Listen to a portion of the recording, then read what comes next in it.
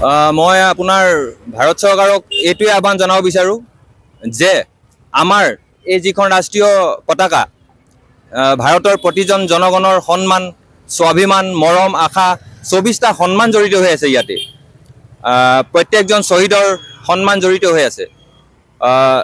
গতিকেলৈ এই ৰাষ্ট্ৰীয় পতাকা ৰাষ্ট্ৰীয় পৰ্যায়ত থকাটো মই বিচাৰোঁ আৰু সেই বিষয়ত মই আবেদন কৰিছোঁ ৰাষ্ট্ৰপতি মহোদয়ক জনাইছোঁ দেশবাসী হৈ অসম তথা ভাৰতবাসীৰ অনুৰোধ ইয়াৰ ওপৰত বিচাৰ চলিব লাগে। অতি শীঘ্ৰে বন্ধ হ'ব লাগে, মাৰ্কেটত আহিব নালাগে আৰু কেনেকৈ ৰাইজে পাব সেইটো বিচাৰ মৰ্মে চলিব।